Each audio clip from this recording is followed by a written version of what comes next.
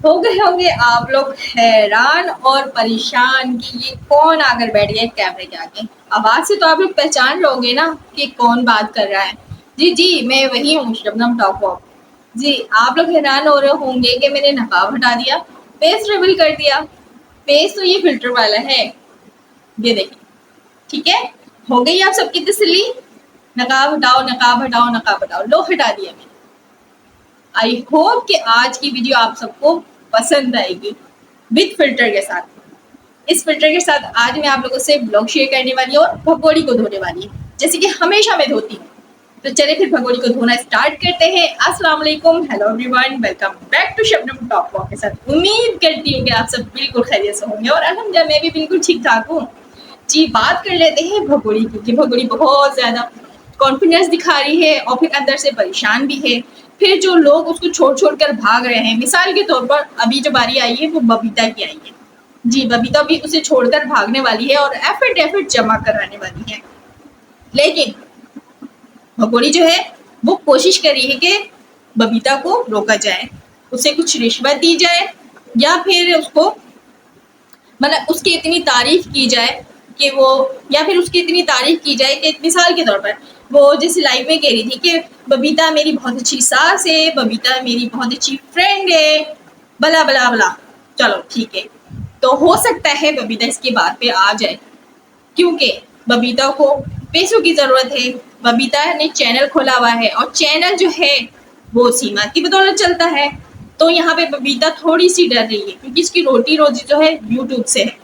बबीता का YouTube channel जो है वो सीमा के हाथ में, तो किसी भी वक्त उसका चैनल उसके हाथ से जा सकता है।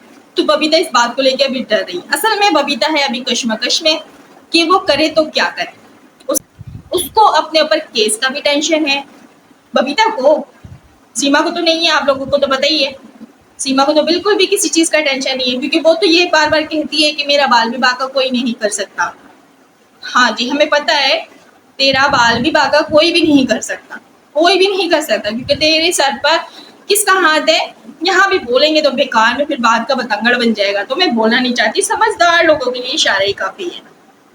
तो बात कर लेते हैं कि सीमा जिस कॉन्फिडेंस से बात करती है, तो वो बात हो गई क्लियर कि किसके बलबूते पे वो इतना उछल रही है। लेकिन अदालत के आगे इसकी तो चलेगी नहीं क्योंकि हैदर भाई तो बहुत जल्दी बहुत जल्दी बहुत जल्दी, आई थिंक 2 से 3 तारीख तक इंडिया में होंगे, यानी कि भारत में होंगे। तो बच्चे तो फौरन ही उनको मिल जाएंगे क्योंकि मोमिन सर ने जो बताया है केस के बारे में कि उन्होंने सुई जितना भी काम नहीं छोड़ा है, सारे काम उन्होंने मुकम्मल किए हुए। अच्छा जी, वीजा की बात कर लेती हूँ। अब मैं कहाँ से कहाँ आ गई। हाँ चलिए, वीजे की बात कर लेती हूँ कि वीजे के लिए सब कमेंट कर रहे हैं, पूछ रहे हैं कि हैदर भाई को वीजा मिला या नहीं मिला। भाई वीजा अभी तक नहीं मिला और मिल भी सकता है और नहीं भी मिलेगा तो मम्मी सर है ना, मम्मी सर ने कहा है कि वो खुद जाएंगे और हैदर भाई को ले आएंगे। तो 2 से 3 तारीख तक आप लोग वेट करें। अगर वेट नहीं हो रहा है तो फिर हम क्या कर सकते हैं, हम तो कुछ नहीं कर सकते। बस हाँ, यहाँ पर आकर हम आप सबसे इंफॉर्मेशन शेयर कर सकते हैं। सो मैं करती रहती हूँ और भगोड़ी को धोती भी रहती हूँ। तो चलिए फिर उसको दोबारा से धोना स्टार्ट करते हैं। बात यह है कि जिस तरह के कारनामे इस भगोड़ी ने अंजाम दिए हैं और हम सबको यहाँ पर परेशान करके रखा हुआ है। यूट्यूबर से लड़ रहे हैं, पाकिस्तान इंडिया से लड़ रहा है। ऐसा लगता है कि यहाँ पे इंडिया और पाकिस्तान का चल रहा है। भाई ऐसी तो कोई बात है नहीं, लेकिन इस बात के लिए ये जो भगोड़ी है, भगोड़ी की तारीफ करूंगी और उसका शुक्रिया अदा करूंगी कि अगर वो इस तरह भाग कर नहीं जाती इंडिया में, नहीं घुस के बैठती, तो शायद आज हम यहाँ पर मतलब इंडियन और पाकिस्तानी बात ही नहीं कर रहे होते, एक दूसरे से इतना प्यार नहीं जता रहे होते, मतलब इस तरह का माहौल नहीं बनाता जैसे एक दूसरे के पैनल्स पे हम सब जाते हैं और बातें करते हैं। लेकिन इस चीज़ों को भी लेके काफ़ी कंट्रोवर्सी क्रिएट हुई है, लेकिन वो कंट्रोवर्सी जो है अभी ख़त्म हो चुकी है। तो हम नहीं चाहते कि इस तरह की कंट्रोवर्सी दोबारा हो, क्योंकि हम सब यहाँ मिलजुल कर काम करना चाहते हैं, प्यार मोहब्बत से रहना चाहते हैं और हम चाहते हैं कि हम बस प्यार का पैगाम दें। लेकिन यहाँ पे हम बात करते हैं हैदर भाई के बच्चों के लिए और केस पे बात करते हैं। तो केस जो है वो काफ़ी स्लो आगे जा रहा है, जिसको लेके बहुत सारे ऐसे सवाल जो हैं वो जन्म ले रहे हैं, यानी खड़े हो रहे हैं। तो देखिए उस सवालात को हम इग्नोर नहीं कर सकते। केस जो है वाकई बहुत स्लो जा रहा है, लेकिन फैसला तो अदालत ही करेगी। अब वो स्लो ही करे, हमें इंतजार करना पड़ेगा।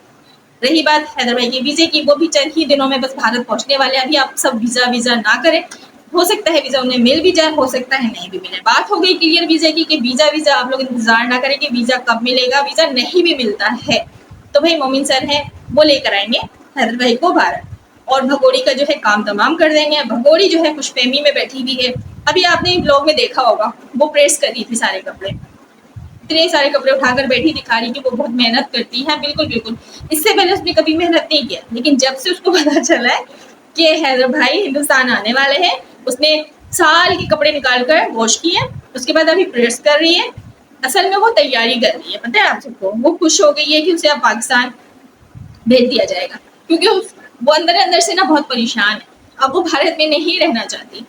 वो अलग बात है कि यहाँ ठुमके लगा लगा कर वो थक चुकी है। अब आप लोग उसकी रील से देख रहे होंगे, अब वो ठुमके कम लगाती है, थोड़े से स्टाइल ज्यादा मार लेती है, लिप सिंक कर लेती है, क्योंकि उसको हम लोगों ने इतना बोला कि ठुमके लगा लगा कर पैसे कमाती, तब उसके ठुमके लगाना बंद हो गए। इस बात के लिए तो आप लोग शुक्रिया अदा कीजिए कि हमने ही ज्यादा आवाज उठाई थी कि रात दिन वो ठुमके लगाती है और सचिन को पैसे कमा के देती है। सचिन वो पता है ना, जिसको पैसे की कमी है, जिसको मिल गई है सोने के अंडे देने वाली मुर्गी, अब उस मुर्गी से वो फायदा उठा रहा है। लेकिन फायदा किसका हुआ ये सब करके?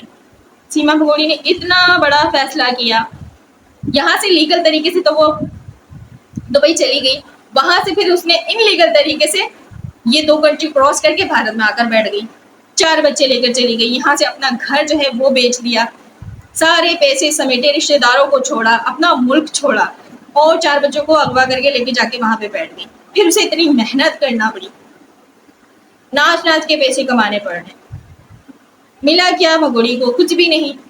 ना वो यहाँ की रही, ना वो वहां की रही, ना उसके पास पैसे, ना कोई बैंक बैलेंस। बैंक बैलेंस बनाया तो इस लप्पू ने बनाया है, और मीना फैमिली ने बनाया है, और बबीता ने बनाया है। जैसे कि आप सब देख सकते हैं, माशाल्लाह से उसने बहुत अच्छे से घर बना लिया है, टाइल्स वाइल्स भी लगा लिया है, किचन वगैरह भी बहुत अच्छे से कर लिया, और घर में चीजें भी, सामान जो कहते हैं वो भी अच्छे अच्छे से उसने लेना शुरू कर दिए हैं।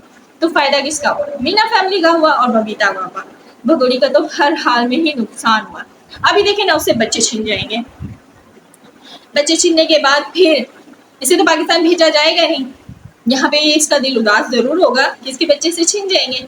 अगर तेरा दिल उदास होता है तो इस बात को तुझे पहले सोचना था भगोड़ी, लेकिन तूने सोचा नहीं।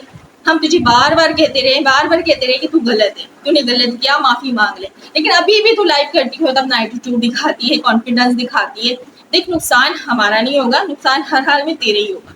तो हम तुझे समझाते हैं, अभी भी वक्त है, समझ जा, सुधर जा, लेकिन तू तो सुधरने वाली है ही नहीं। पता नहीं तुझे किस चीज की लगी हुई है, क्या तू करना चाहती है? चल, तू भारत में रहना चाहती है तो तुझे पाकिस्तान भेजा नहीं जा रहा। हो गई तू खुश?